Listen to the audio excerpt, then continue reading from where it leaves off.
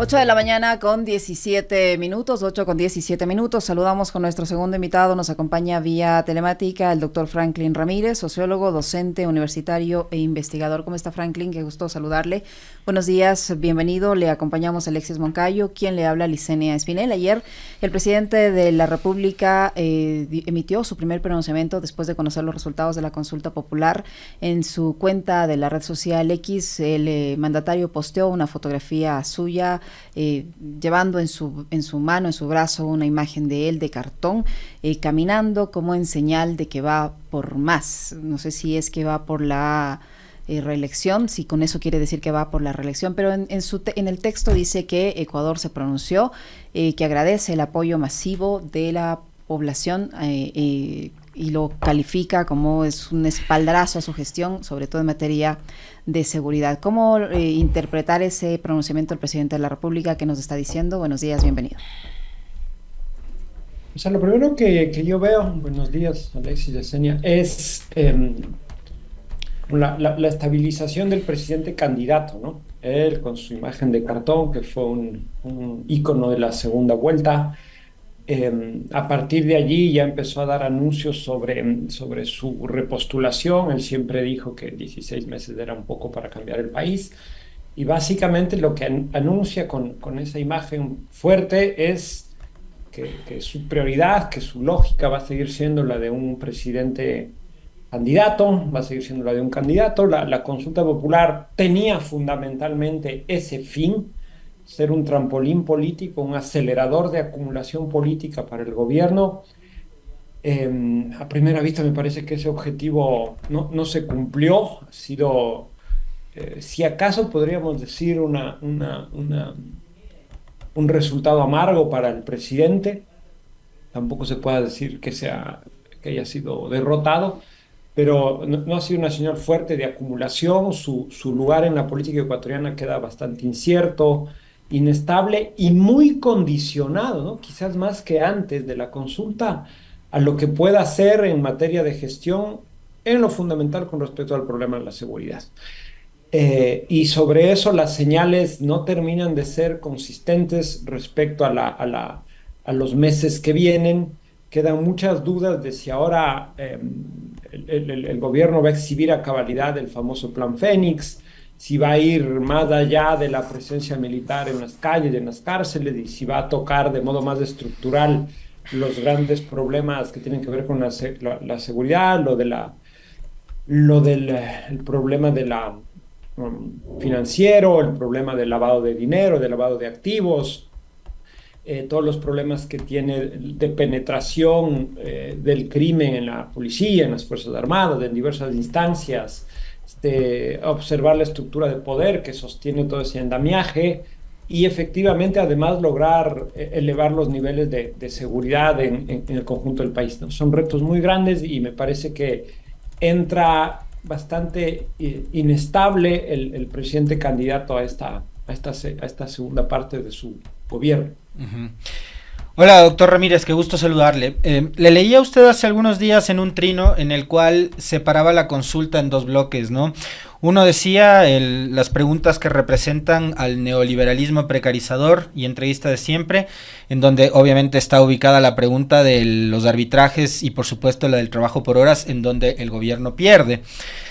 Ganan las grandes organizaciones sociales, ganan los trabajadores, ganan todos quienes hicieron y promovieron la campaña por el no, pero yo creería que más bien ese es un triunfo del país en su conjunto. Y por otro lado, decía Franklin Ramírez, está el punitivismo, la militarización y la guerra permanentes, y en esas gana el sí. Entonces, ¿qué es lo que a criterio de Franklin Ramírez nos espera con un presidente que ha dado muestras de ser una persona autoritaria, de poco escuchar? No sé qué tanto se deje asesorar si sus ministras le dijeron que no estaba bien, que no le iba a ir bien, invadiendo una embajada de un país hermano, extranjero, y finalmente lo hizo. ¿Qué es lo que nos espera a los ecuatorianos con las preguntas vinculadas a la seguridad, en donde ha ganado el sí el gobierno? Sí, muy bien, en efecto. La consulta tenía dos brazos. En el primero, el gobierno ha sido derrotado. A mí me parece muy saludable para las organizaciones sociales, para los movimientos, para el conjunto de los trabajadores, de precariados, de la izquierda, que se celebre esta victoria, pero sí hay que ser claro que se trata más de haber contenido un avance adicional del proyecto neoliberal, ¿no? Es un ciclo que para los movimientos, para la izquierda, es un ciclo defensivo. No es que los movimientos ahora o el campo progresista ha logrado poner un punto en la agenda y ampliar el espacio de la emancipación, las posibilidades del cambio social, etcétera, sino básicamente ha contenido algo. Seguimos en este ciclo defensivo que arranca con fuerza al menos desde 2018 y frente a esa ofensiva del gran capital, aquí se ha logrado poner un dique que es saludable porque ese brazo del proyecto del bloque dominante, el brazo neoliberal, precarizador, entreguista, etcétera, ese brazo ha sido contenido de momento. Ahora, el otro brazo, que es el brazo fundamental de la consulta, es en el tono de la misma, en el tono, en similar tono que la consulta de Lasso el año pasado y de todo el discurso de las élites, al menos desde 2022, tiene que ver con el problema de la militarización de la seguridad pública, eh, con el problema del punitivismo en todas sus vías. Y yo diría que la novedad fue a través del decreto 111 del 9 de enero, cuando Noboa declara el conflicto armado interno o la guerra interna, eh, tipifica a algunos actores, a algunos grupos delincuenciales como terroristas, y buena parte de la problemática, del modo en que define a lo uno y a lo otro, en ese decreto pasan a la consulta popular y están presentes en el anexo 1. En el anexo 1 hay cosas bastante duras, yo no diría solo desde la perspectiva de la seguridad, sino para el orden político, ¿no? Así como los militares podrán estar presentes en las calles 6 meses y uno más adicional, 7, en la medida en que las causas que invocaron a que se las convoque persistan. Y esas causas son un poco de todo.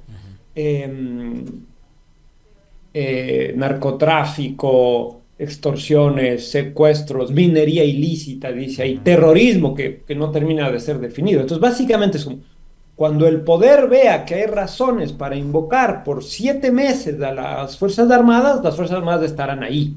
Entonces, esto ya no es simplemente un problema de militarizar la seguridad pública, sino de normalizar esta militarización y de poner al país permanentemente en un tiempo de guerra, ¿no? Ponernos bajo el frame, bajo la atmósfera y bajo los dispositivos materiales, estatales, simbólicos de la guerra. Este es el discurso que tiene ahora la élite.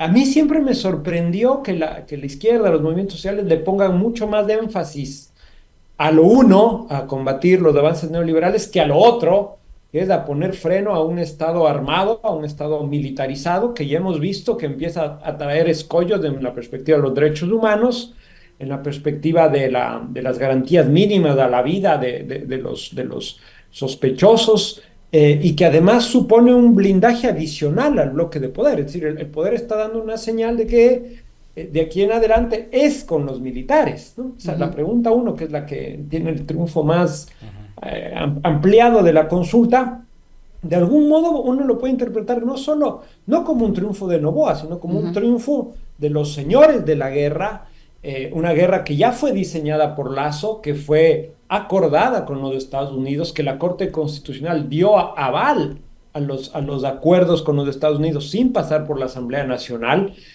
¿no? Este triángulo que pasa un poco por fiscalía, militares, la embajada, y que tiene a los actores políticos, antes Lasso y hoy a Noboa, como su voz civil.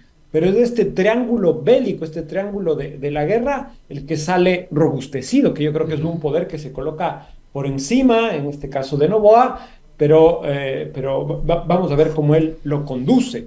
Entonces, me parece que ahora se abre un momento en que se requiere que la sociedad democrática, la Asamblea Nacional, hay que exigirle mucho más a la Corte Nacional de vigilar y de controlar la evolución de este poder armado en poder de un presidente que, como decía Alexis, no ha dado señales de mesura, que está bastante embriagado, yo diría incluso embrutecido con la concentración de poder que ha logrado gracias a la guerra, ¿no? Porque cuando declara el conflicto armado interno, la Asamblea le da apoyo unánime, la Corte Constitucional le avala todo lo que quiere, el resto de poderes del Estado igual, ¿no? La guerra no ha tenido prácticamente opositores, sino en las últimas semanas que empiezan a levantarse voces. Entonces, en mi perspectiva, uno puede decir, los movimientos ganaron en una parte de la consulta, el gobierno ganó en otra, es una suerte de empate donde nadie puede proclamarse nítidamente triunfador, pero tal y como vienen las cosas,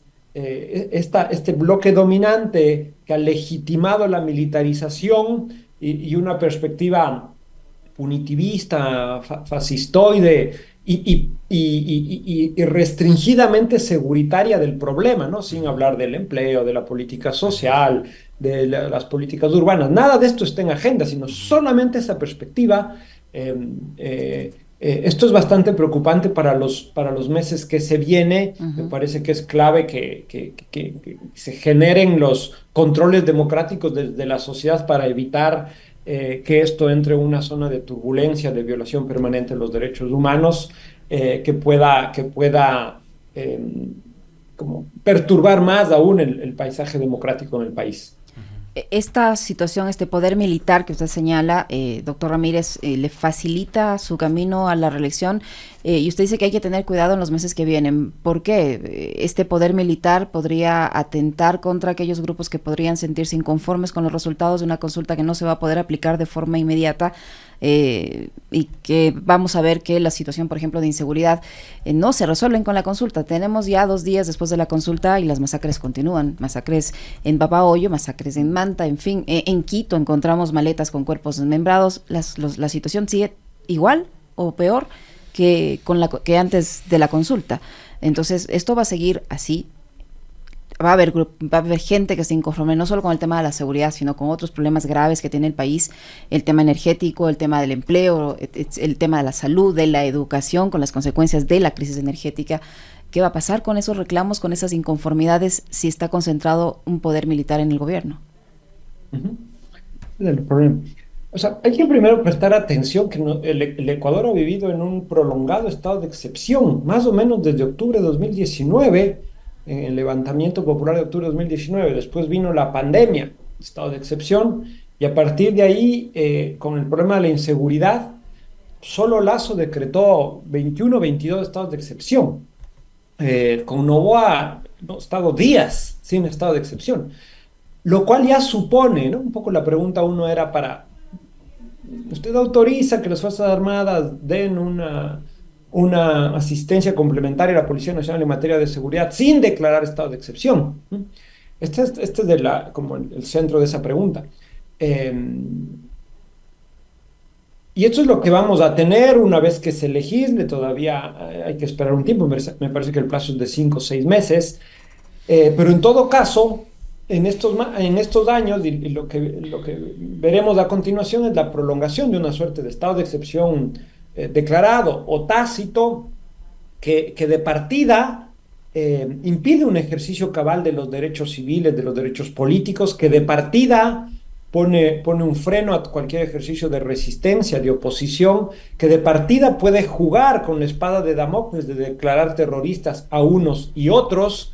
Este discurso del terrorismo, del antiterrorismo, también lo vimos emerger la primera vez en palabras del general Jarrín en octubre de 2019 y después ha vuelto a ser pronunciada una y otra vez, en muchos casos teniendo como consecuencia la activación desde la Fiscalía de determinadas investigaciones y procesos penales contra luchadores sociales. Ahora vimos lo último en Cotopaxi, igual caso. Entonces tenemos que se están aceitando las armas del derecho penal en una clave política, que hay un discurso antiterrorista en el cual se quiere colocar a todo tipo de cuestiones que tengan no solo un perfil ligado a la inseguridad, a la delincuencia, sino vinculado a los movimientos sociales, a la contestación, a la revolución ciudadana, a la antiminería, En el marco, además de que ahora los militares tienen una carta blanca y están legitimados democráticamente para desplegarse sobre el territorio.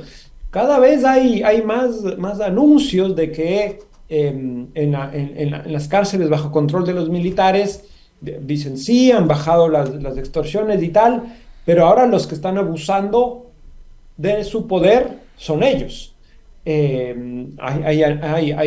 Los familiares de los PPLs han emitido estas denuncias. Algo está pasando ahí que no estamos pudiendo ver bien.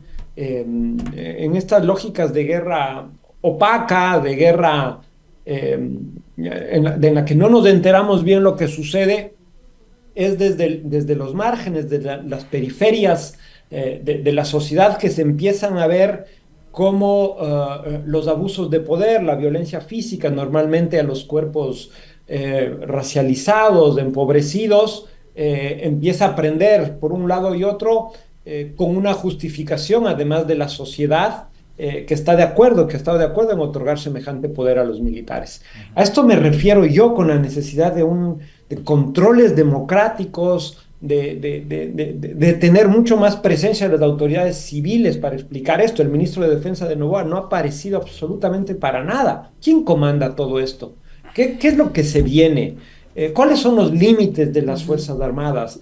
Ya están siendo entrenadas para el tipo de intervención que se requiere y el que el país les ha encomendado, etcétera, etcétera, etcétera. Ya hemos visto cómo la militarización de la seguridad pública en países como en Centroamérica, en México,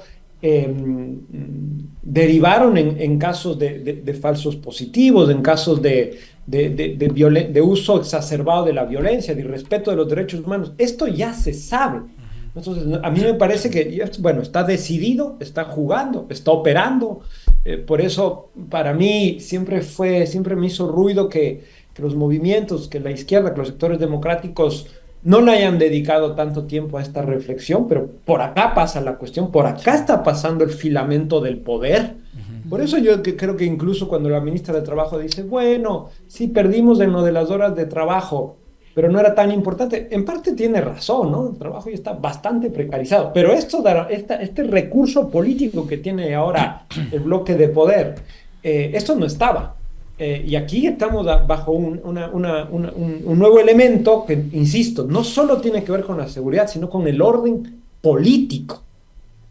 Se requiere muchísima atención a este problema, muchísima vigilancia de la sociedad civil, de los órganos de derechos humanos, de los medios, de la academia, de la Asamblea Nacional, para poner la lupa sobre esta guerra opaca en la que se nos está encajonando. A propósito de esto que señala Franklin, yo tenía otra duda que iba más por el ámbito de la reacción que han tenido todos los actores políticos con el resultado de la consulta. Pero ya que menciona esto último, Franklin, debe haber visto, ¿no, doctor Ramírez, esa publicación de la cuenta de la Policía Nacional, de la foto del comandante Zapata junto al jefe del Comando Conjunto de las Fuerzas Armadas, el almirante Jaime Vela, sufragando juntos e incluyendo la papeleta dentro de la urna, ¿no? Dice, han ejercido el derecho al voto facultativo en Quito con el firme compromiso por la seguridad ciudadana y fortalecida por el bloque de seguridad, convertidos también en actores políticos. Yo quisiera un comentario suyo sobre esa imagen que fue muy comentada también durante la jornada del domingo, y adicionalmente en la reflexión de Franklin Ramírez con respecto de esta respuesta posterior a los resultados, de creerse ganadores de las dos preguntas en las que se impone el no, de decir que el gobierno es del goleador, que se ha ganado por goleada, en fin, o sea, atribuirse un triunfo que yo ayer, a manera de ironía, lo decía en el comentario, creo que el triunfo en general de esta consulta habría que celebrarlo. ¿Por qué? Porque el gobierno ya no tiene más pretextos. A pesar de que la ministra diga que solo hay 99 muertes en la última semana, pero ya no tiene más pretextos para que no haya ni una sola muerte, y creo que sí hay que celebrar también que los trabajadores hayan reflexionado mucho sobre la votación. Entonces sí quisiera una reflexión de Franklin con respecto de esto de atribuirse como triunfadores, los del sí, los del no, cuando un país tiene múltiples problemas, empezando por lo de los apagones, la falta de empleo, la educación, la salud, servicios precarizados, etcétera, y también esta suerte de rol que juegan actualmente policía y Fuerzas Armadas, siendo ya actores políticos también. Sobre lo primero, Alexis, yo recuerdo que en los tiempos de la Asamblea Constituyente de Montecristi, cuando se discutió el voto facultativo de militares y policías, sobre todo de militares, había un malestar en la cúpula de las Fuerzas Armadas de esos años, precisamente por lo que tú acabas de decir, ¿no? Se veía que la posibilidad de que los militares voten iba a ser un paso de entrada a un proceso de politización mayor. Eh, bueno, 15 años más tarde vemos a la alta cúpula militar junto con la policía celebrar su votación, ¿no? Colocándose en el primer plano de la acción política, dando una señal que no rima bien, ¿no? Que nos choca, diría yo, a los sectores con sensibilidad democrática, de la fuerza pública, vigilando, asediando, controlando, sitiando el juego democrático. Esto es lo que la imagen que yo tuve al ver a estos dos señores como que no sufragaban, sino que atrapaban la boleta electoral, ¿no? Como que la tenían en sus manos. Esta era la señal. Tenemos acá la democracia, está en nuestras manos. Y se toma, ¿no? Los agentes, las corporaciones que tienen el control de las armas tienen muchísimo poder. Vimos que la Policía Nacional con el gobierno de Lasso tuvo un papel exorbitante, fue clave en el bloque de poder, igual con Moreno, por eso Carrillo fue finalmente el candidato número 1 asambleísta, y hay una triangulación que se viene dando, insisto.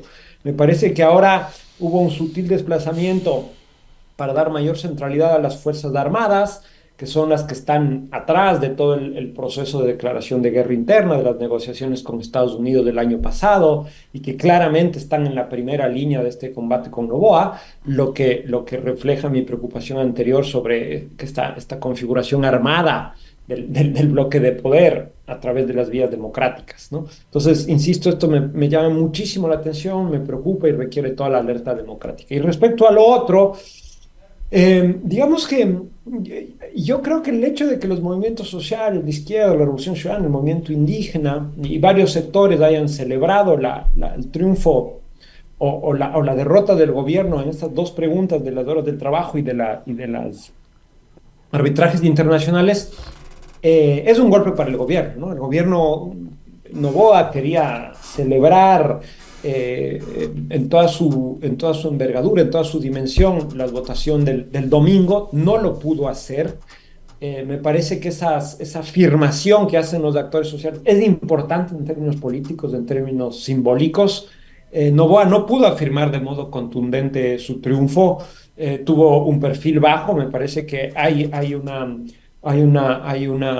sensación de que las cosas no salieron como se esperaban. Además, desde la toma violenta de la embajada hasta las elecciones, hubo traspié tras traspié, ¿no?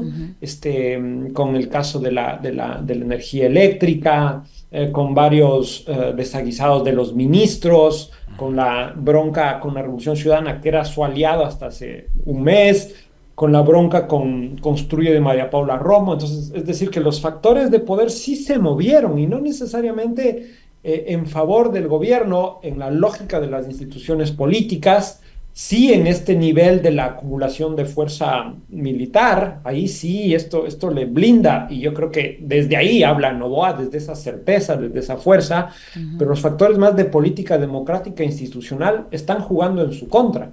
Y entonces yo diría que tiene valor en esa perspectiva. Uno puede decir, sí, no hay nada que celebrar, pero haberle arrebatado un triunfo hecho al gobierno, porque la campaña de los movimientos y de la izquierda se activó relativamente tarde, se activó de modo relativamente puntual frente a dos preguntas.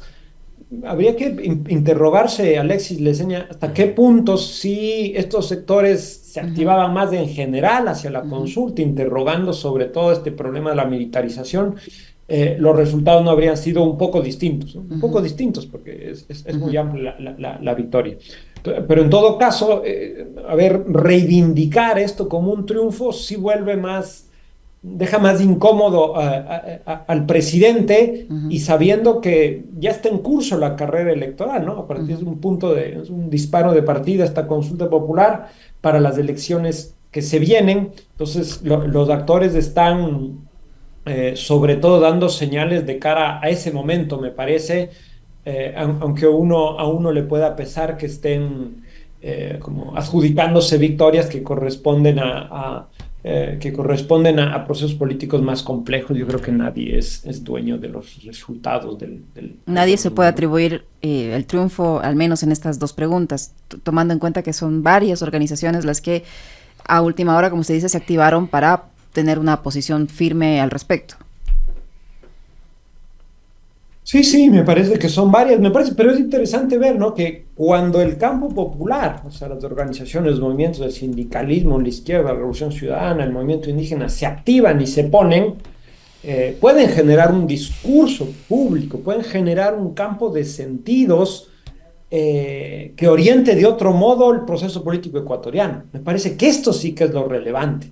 Y creo que Isa en sus declaraciones recoge de algún modo ese sentido.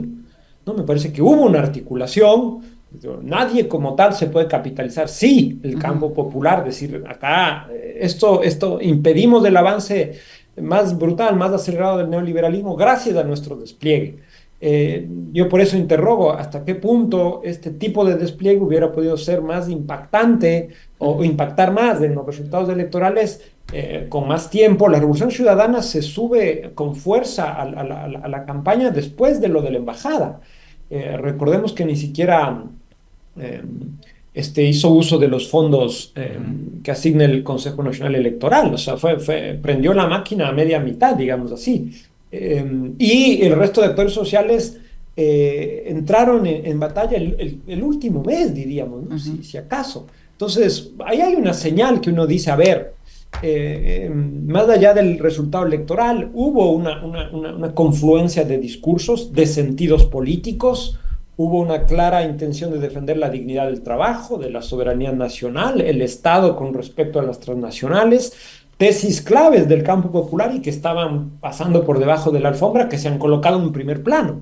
Ahí tenemos una señal, insisto, más allá de las coaliciones electorales, de la convergencia de sentidos políticos que se requieren en un momento de una ofensiva del neoliberalismo y del gran capital en una lógica ya armada. El punto para el campo progresista es este: ¿cuándo y en qué condiciones es posible pasar de una lógica defensiva a una lógica más ofensiva que se requiere, que significa básicamente poder incidir en el discurso político, en los sentidos políticos en disputa y no solo tratar de atajar las bolas que el bloque dominante le hace a las grandes mayorías? Muchísimas gracias, Franklin, muy gentil por acompañarnos. Siempre un gusto conversar con usted. Gracias a ustedes. Buen Muy día. amable. Gracias, doctor. El doctor Franklin Ramírez, Chao. que ha estado con nosotros, sociólogo, docente.